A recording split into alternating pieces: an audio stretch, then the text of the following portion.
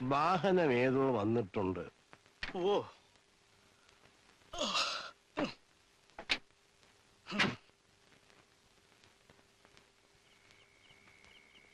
പനിയെന്ന് വെച്ചാൽ തുള്ളുന്ന പനി.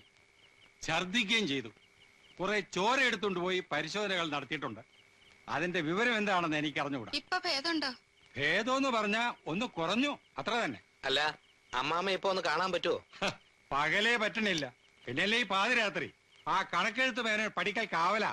കമ്പി കിട്ടിയപ്പോ ഞാൻ കരുതി വളരെ സീരിയസ് ആയിരിക്കുമെന്ന്. ഈ പനിയും ജലദോഷവും ഒക്കെ വരുമ്പോ എന്തിനാ എന്നെ നമ്മളെയൊക്കെ വെറുതെ ബുദ്ധിമുട്ടിക്കുന്നത്? അല്ല, ഇന്നത്തെ കാലത്ത് പനിയെന്നല്ല, ഒന്ന് തുമ്മുന്നത് പോലും പേടിക്കണം. എന്തെങ്കിലും സംഭവിച്ചു പോയാൽ നാളെ പരാതി പറയരുത്. മേനിവിടെ ഉണ്ടായിട്ടും ഞങ്ങളെ ഒന്ന് അറിയിച്ചില്ലല്ലോ എന്ന്. ഏടത്തിയും കുട്ടികളും എല്ലാരും ഇവിടെ ഇല്ലേ? അല്ലാതെ ഇവിടെ പോകാൻ എല്ലാവരും ഉണ്ട്. കുഴിക്ക് കാല് നീട്ടിയിരിക്കണ മതിലകത്ത് ചെറിയച്ചൻ തമ്പുരാൻ വരെ ചെറുമകൻ ബാലരാമനെയും കൂട്ടി ഇങ്ങോട്ട് എഴുന്നള്ളിയിട്ടുണ്ട്.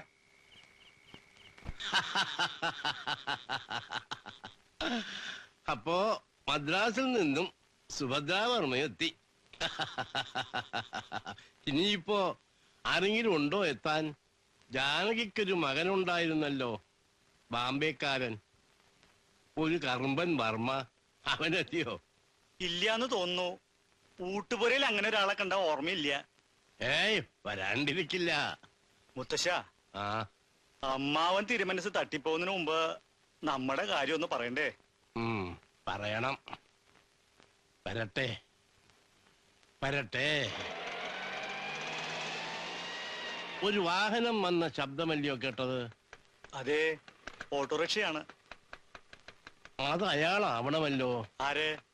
ജാനകിയുടെ മകൻ. നിന്നെ നോക്കി നോക്കി കണ്ണു കഴിച്ചു. ഉച്ചയ്ക്ക് വരുമെന്നല്ലേ പറഞ്ഞിരുന്നത്? കൊച്ചിയിൽ ഇറങ്ങേണ്ട വിമാനം അങ്ങ് തിരുവനന്തപുരത്തായിരുന്നു ഇറങ്ങിയത്. അവിടുന്ന് ഒരു ബസ് പിടിച്ച് വരിക.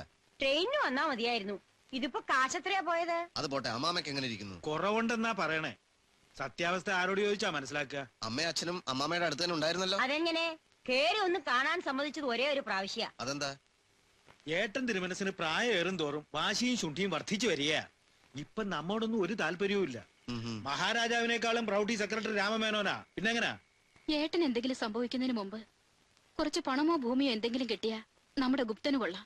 ഓരോരുത്തർക്കുള്ള ഏട്ടൻ തിരുമനസുകൊണ്ട് എഴുതി വെച്ചിട്ടുണ്ടെന്ന് ആ കണക്കെഴുത്ത് പോകാൻ പറഞ്ഞല്ലോ. പക്ഷെ ഏട്ടന്റെ കാലശേഷം കിട്ടൂന്ന് മാത്രം, അല്ലാണ്ട് ആർക്കും കൊടുക്കാനാ? മക്കളോ ഇല്ല. വല്യമ്പ്രാട്ടിക്കാണെങ്കിൽ പണത്തിന്റെ സ്വത്തിന്റെ ഒരു കാര്യമില്ല. നമുക്ക് കഷ്ടിക്കുള്ള വെച്ചിട്ടുണ്ടാവും, അത് ഉറപ്പാ. എന്താ ഉറപ്പ്? ഉറപ്പുണ്ട്. മറ്റാർക്ക് കൊടുക്കുന്നതിലും അസാരം കൂടുതലേ നമുക്ക് വയ്ക്കൂ. എന്താച്ചാ ഏട്ടൻ തിരുമനസുകൊണ്ട് കലയെയും കലാകാരന്മാരെയും ബഹുമാനിക്കുന്ന ആളാ. പിന്നെ ഇവിടെ സംബന്ധം ചെയ്തൊരു ബ്രാഹ്മണൻ ഞാൻ ഒരാളേ ഉള്ളൂ. ഇപ്പോഴും നല്ല നേരാണെങ്കിൽ ഒരു പദം ആടിക്കാണിച്ചാൽ ഉടനെ തരും പാരിതോഷികം. ദാ ഈ മോതിരം ഓർമ്മയുണ്ടോ? എന്റെ രൗദ്രഭീമനെ അദ്ദേഹം മനസ്സറിഞ്ഞ് പ്രസാദിച്ചതാ. നിങ്ങളുടെ വിചാരമൊക്കെ മണ്ടത്തരാ. എന്റെ ഈശ്വര, ഇങ്ങനൊരു ബുദ്ധിയില്ലാത്ത നമ്പൂരിയാണല്ലോ എന്റെ ഏട്ടൻ കണ്ടുപിടിച്ചു തന്നത്. രാജവംശത്തിൽ ജനിച്ചെങ്കിലും ബുദ്ധിയില്ലാത്ത തനിക്ക. താനും തന്റെ സഹോദരിമാരും അവരുടെ ഭർത്താക്കന്മാരും ഇങ്ങനെ വട്ടം ചുറ്റുന്നത് എന്തിനാന്നേ ഏട്ടൻ തിരുമനസിന് നന്നായിട്ട് അറിയാം. സ്വത്തിനും പണത്തിനും ഒന്നും അതിമോഹം ഇല്ലാണ്ട് ഒതുങ്ങി നിന്നാൽ നമ്മളോട് ഇഷ്ടമുണ്ടാവും ഏട്ടന്. പിന്നെ ഒരു കലാകാരൻ എന്നുള്ള ബഹുമാനവും. മനസ്സറിഞ്ഞ് എന്തെങ്കിലും തരുന്നത് നമുക്ക് തന്നെയായിരിക്കും, ഉറപ്പാ.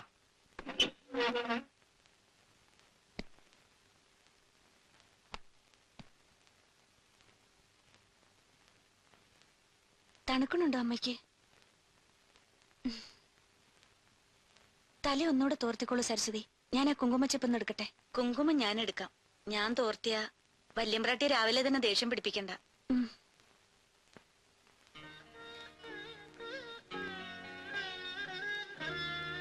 മതി, ഉണ്ണി വരാറായി.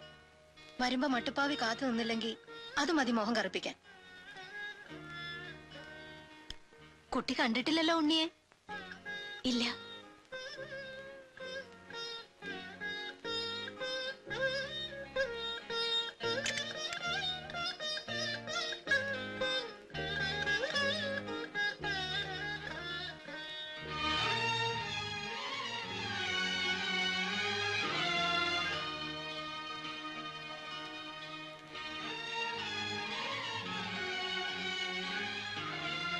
ഉണ്ണി നമ്മളെയൊക്കെ പറ്റിക്കുക.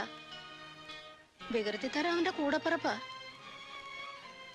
എത്ര നാളായി ഞാനിങ്ങനെ കാത്തിരിക്കാൻ തുടങ്ങിയിട്ട്.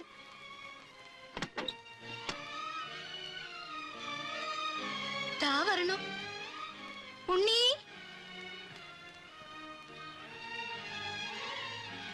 മോർണിംഗ്. അത് ഗുപ്തൻ തമ്പുരാനാ. ഏ മാധു തമ്പുരാട്ടിയുടെ മകൻ ഗുപ്തൻ തമ്പുരാൻ. പോകാൻ പറയൂ.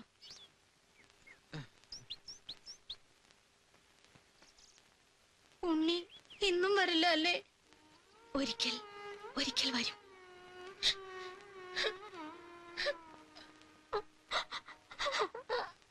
തിരുമനസ്സുണർന്നു. കുട്ടിയെ വിളിക്കണമെന്ന് കാര്യസ്ഥം വന്ന് പറഞ്ഞു. അതെ, ഉദയനാപുരം പാലസ് സെക്രട്ടറി രാമേനാണ്. ഇല്ല, ബെഡ് റെസ്റ്റ് ആണ്.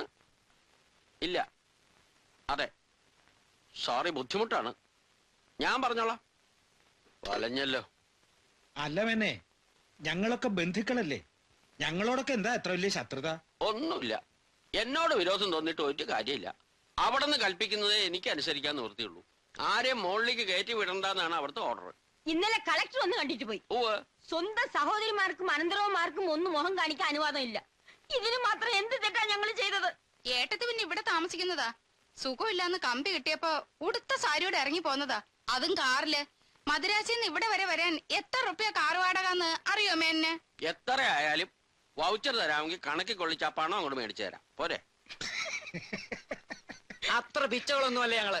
ഏട്ടൻ തിരുമനസിന്റെ സ്വത്ത് കണ്ട് മോഹിച്ചല്ലേ ഞങ്ങൾ ഓടി വന്നത്. അങ്ങനെ ആയിരുന്നെങ്കിൽ ഞങ്ങൾ ഈ കൊട്ടാരത്തിൽ തന്നെ താമസിക്കുമായിരുന്നു. ഭാഗം കിട്ടിയൊക്കെ വിറ്റ് നിന്ന് മറ്റു പലരും വന്ന് കൂടിയിട്ടുണ്ടല്ലോ. അവരോട് സംസാരിക്കുന്ന പോലെ ഞങ്ങളോട് സംസാരിക്കരുത്. അങ്ങനെ വന്നുകൂടിയതൊന്നും അല്ല കേശവ പിള്ള, അത് പറയരുത്. ഏട്ടൻ തിരുമനസ് കൊണ്ട് വിളിച്ചു വരുത്തി താമസിപ്പിച്ചിട്ടുള്ളതാ. ഏട്ടനെ കുറിച്ച് ആലോചിക്കാനും വിഷമിക്കാനും ഞങ്ങൾ മാത്രമേ ഉള്ളൂ. നിങ്ങളൊക്കെ അന്യനാട്ടിൽ സുഖിച്ച് ജീവിക്കുന്നവരല്ലേ.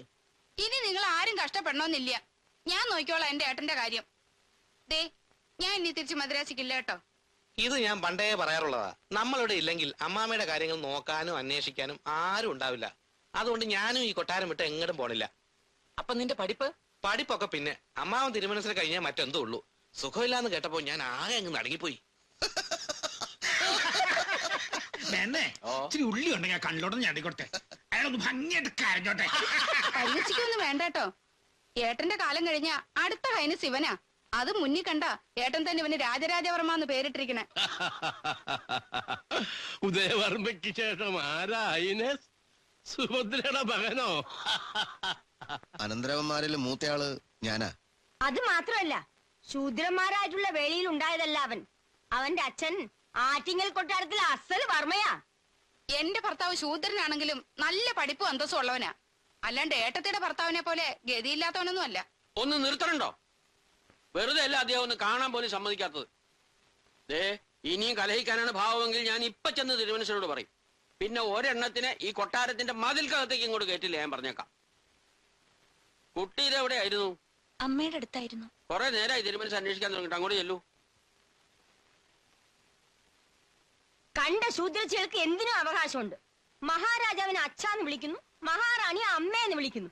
ഒരേ രക്തത്തിൽ പിറന്ന നമ്മള് പുറത്ത്, അന്യര്. പുറത്ത് എന്ന് പറഞ്ഞുവല്ലോ. എന്നേക്കായിട്ട് പുറത്താകാൻ വലിയ താമസമില്ല. എല്ലാരും മനസ്സിലായിക്കൊള്ളീൻ. ശംഭോ മഹാദേവ.